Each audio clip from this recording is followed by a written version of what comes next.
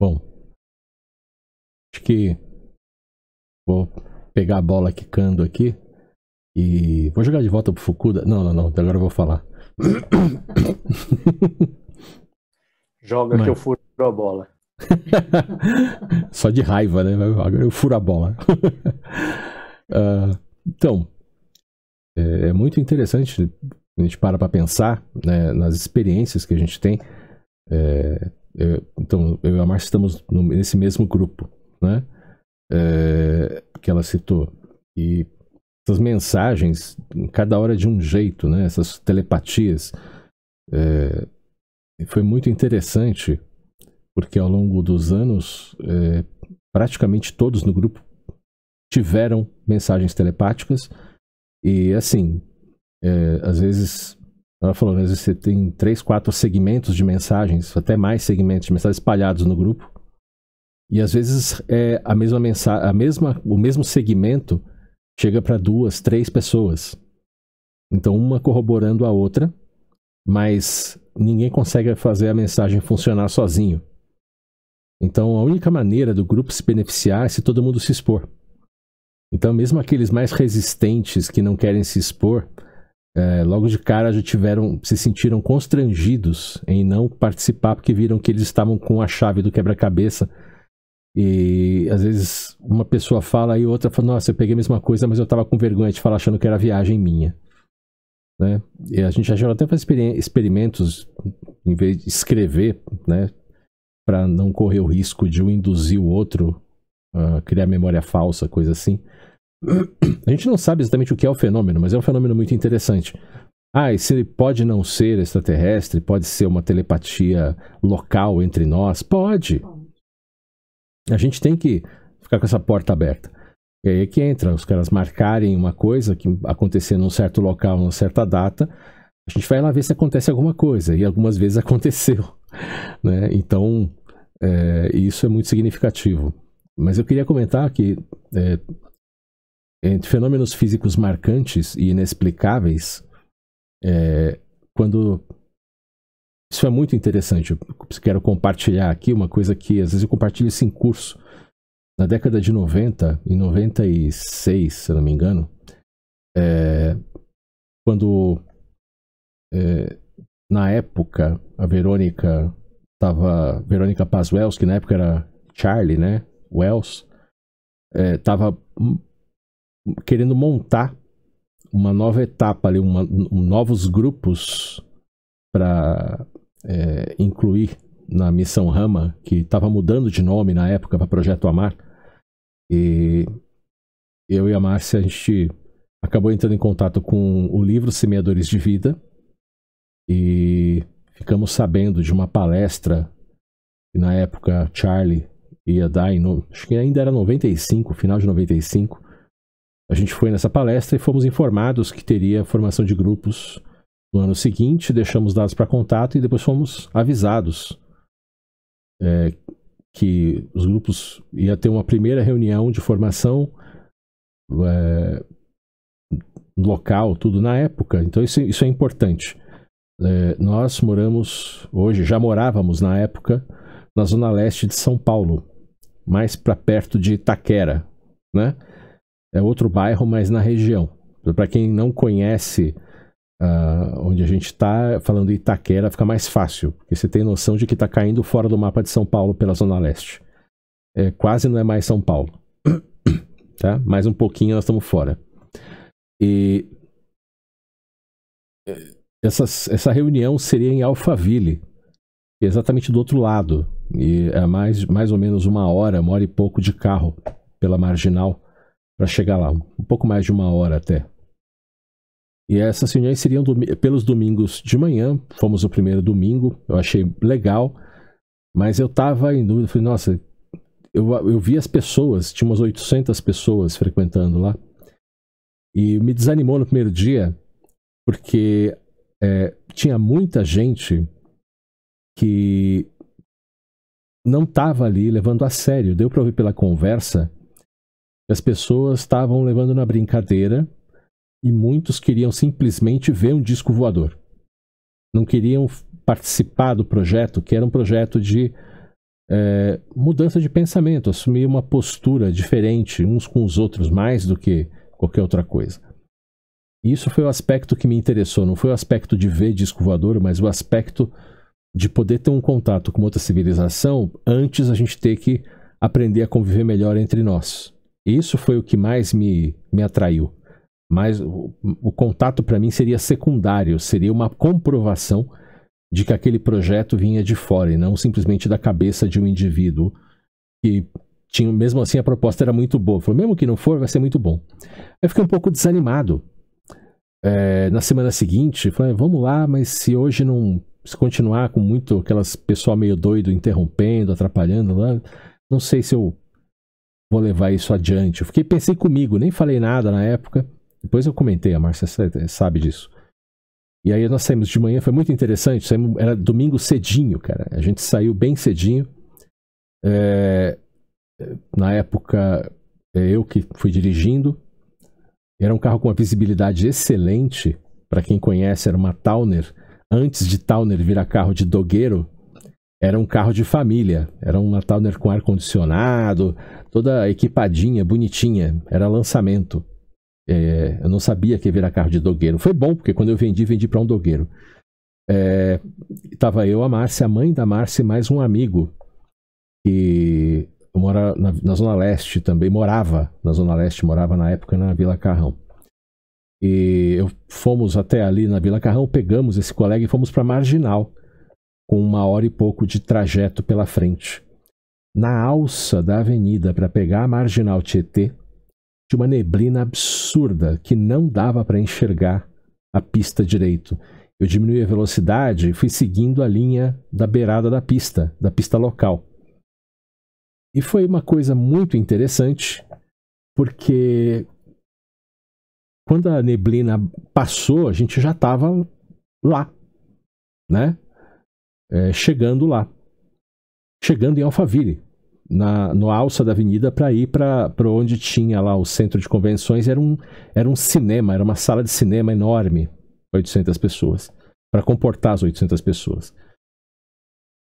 E nós chegamos, e foi muito estranho, porque estava fechado. Será que hoje não vai ter? Aí nós fomos olhar. Tinha se passado menos de 6 minutos que a gente tinha saído da Vila Carrão. E não era horário de verão, não tinha conexão, horário de celular, não, era o relógio do carro. Tipo, peraí, mas como que é possível? A gente chegou tão depressa, eu não lembro.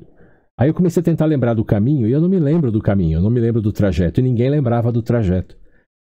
E esse fenômeno não tem explicação, ninguém de nós soube explicar o que aconteceu.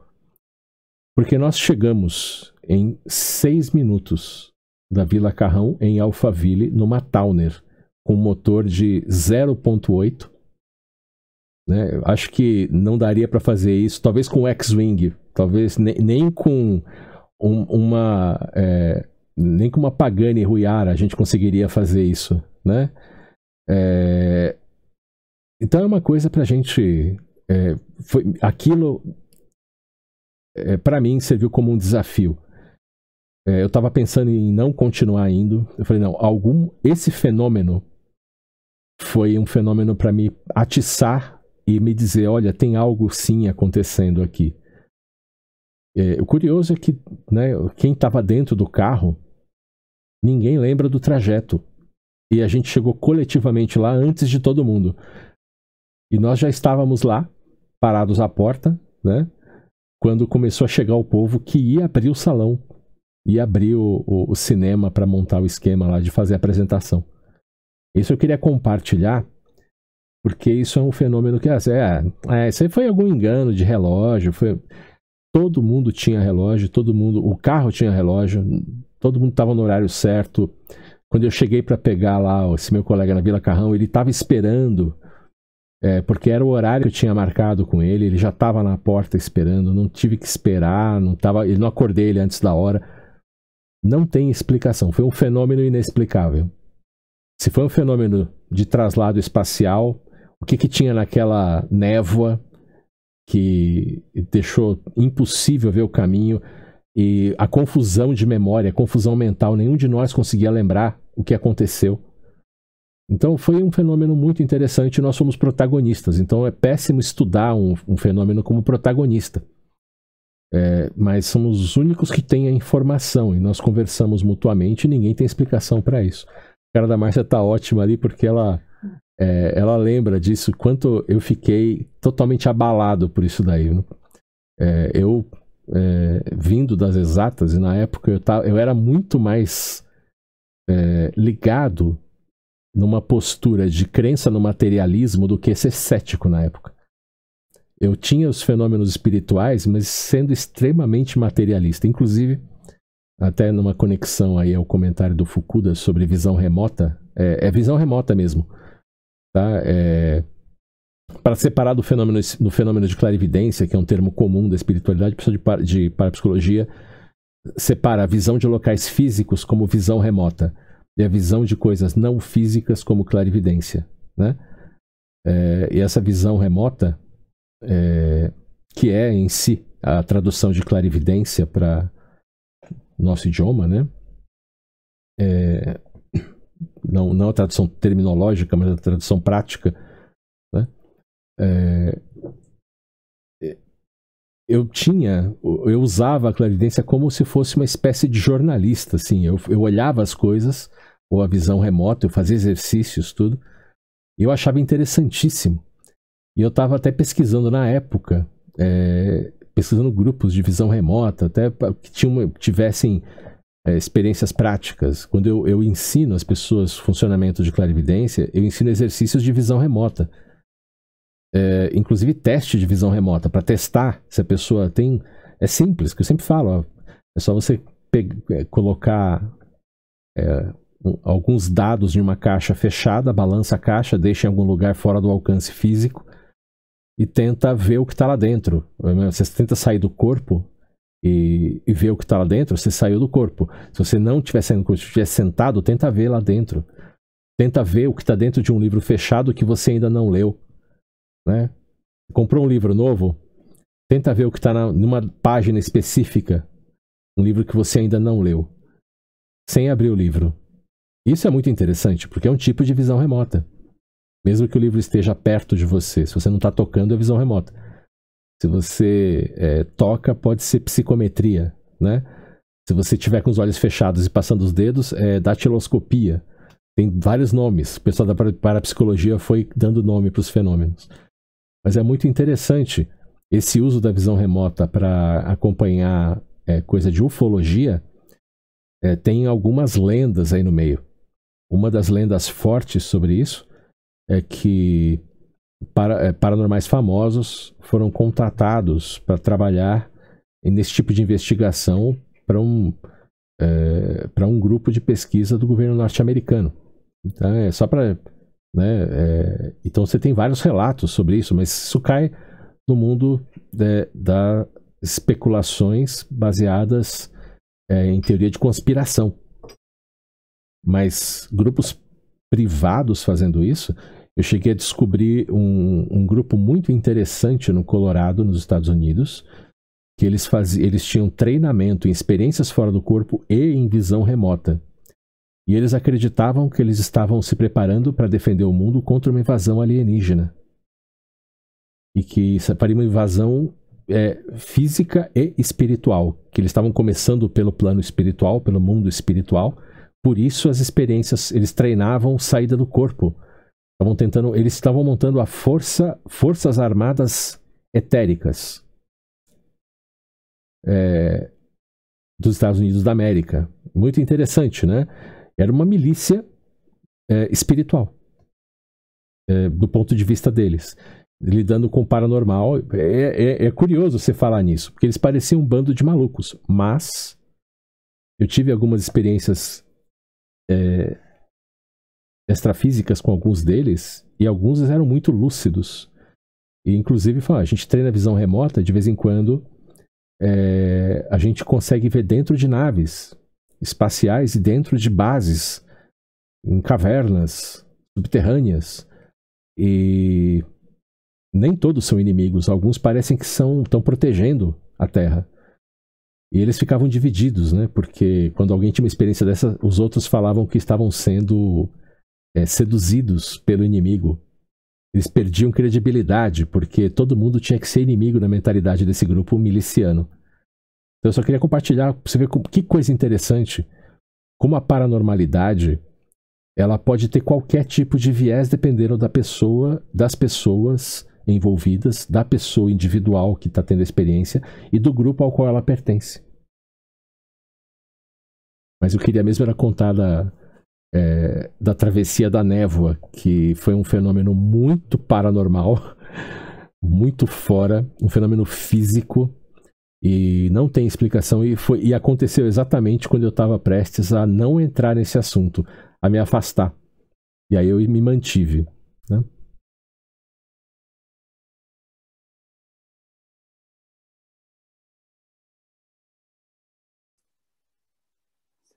Só queria falar uma coisa que eu achei muito legal essa experiência.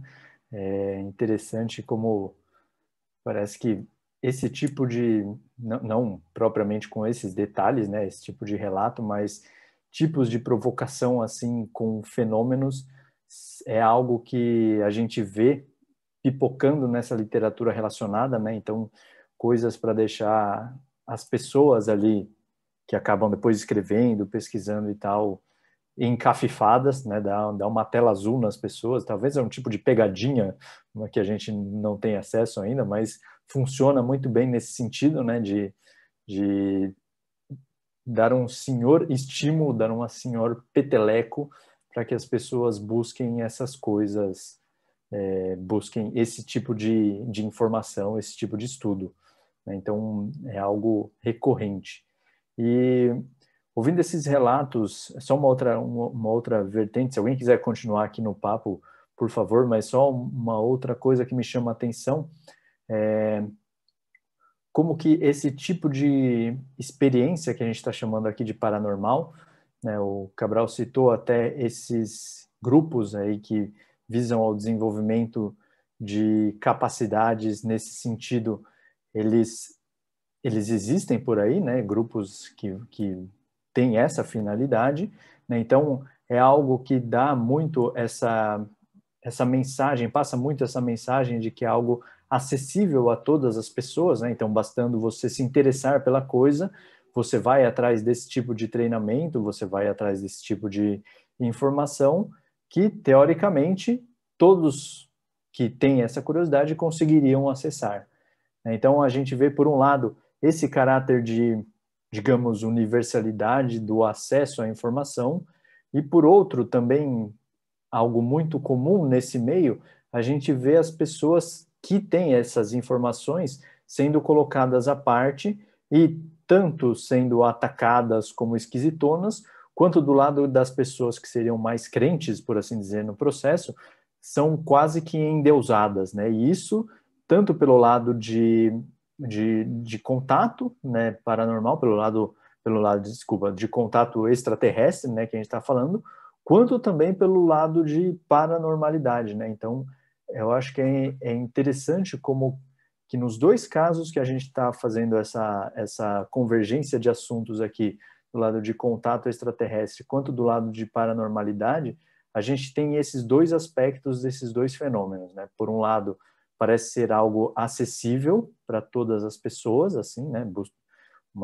Algumas condições sendo colocadas, obviamente, e por outro, a gente vê que as pessoas que passam por isso, elas têm esse mesmo, aos terceiros, elas sofrem, por assim dizer, esse mesmo comportamento, né, de serem tanto atacadas por aqueles que não gostam do assunto ou não acreditam ou etc e tal, são opostas ao assunto, quanto do lado das pessoas que acreditam, que gostam, que se interessam, são muitas vezes quase que endeusadas, colocadas à parte, né? Colocadas numa condição que seria diferente dessa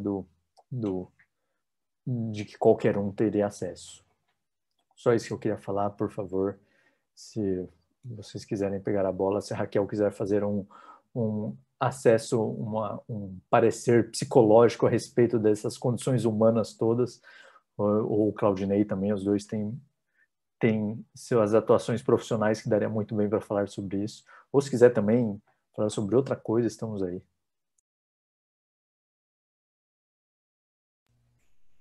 Eu estava pensando em algumas coisas aqui, né? Então, só relembrando da minha formação, né, que é em informática. Então, não sei se lógica seria o termo correto, mas fui treinado numa forma de pensar que ela é um tanto restrita, né? Você parte de um ponto com determinadas condições, tem que chegar no objetivo e ao longo do caminho, basicamente, você está fazendo escolhas binárias para ter maior eficácia e atingir aquele objetivo. E aí eu fiquei pensando, foi colocado aqui os contatos de maneira convencional, vamos dizer assim, né, com comprovações físicas ou contatos paranormais. Só que antes disso, contato com inteligências de fora do planeta. Vamos considerar que são realmente inteligências, não o pessoal que simplesmente se perdeu e aproveitou para dar uma olhada aqui, ou estão a fim de zoar com esses terráqueos primitivos e por aí vai. Então, inteligências que desejam um contato com pessoas deste mundo, né? Terráqueos nascidos aqui, né? Neste planeta. Eles vão procurar qualquer pessoa? Não. Vão procurar alguém que possa atender a algum objetivo que eles tenham. E a menos que eles descaradamente queiram explorar essas pessoas, ou seja, só tomar e não dar nada em troca, eles vão oferecer algo que seja interessante para essas pessoas contatadas também, para valer a pena o contato para ambos os lados. Então, a primeira coisa que me ocorre é que, independente da forma em que aconteça o contato, se é por clarividência, visão remota, experiência fora do corpo, avistamento físico, por aí vai, qual é o critério, qual é a motivação? Por exemplo, eu, alienígena na minha nave, eu quero falar com o Fukuda, esse terráqueo aqui que nos faz o papel de host hoje. O que eu quero do Fukuda e o que eu posso oferecer para o Fukuda? Eu quero isso, aquilo e aquilo outro. Fukuda não vai atender? Fukuda, tchau, não falo com você. Raquel pode me atender? Aí posso pensar em conversar. E por aí vai. Então, antes, inclusive, de ver se o contato paranormal foi realmente com um extraterrestre ou uma auto-enganação por parte de quem teve o contato, ou por um espírito de terrestre mesmo, querendo passar a impressão que foi um extraterrestre via paranormal, ou se foi um avistamento físico de verdade, antes eu questionaria isso. Quem é que está buscando contato comigo? Qual a sua motivação? O que ele, então, espera tirar disso? O que eu espero tirar disso? Como que vai seguir isso daqui para frente? Então, são os pontos iniciais que eu fico pensando aí em qualquer possível contato, seja ele de que maneira vier. Então, devolvo a bola aí para a Raquel, para alguém que queira aproveitar esse assunto, ou como disse o Fukuda, falar de um outro aspecto dessa história.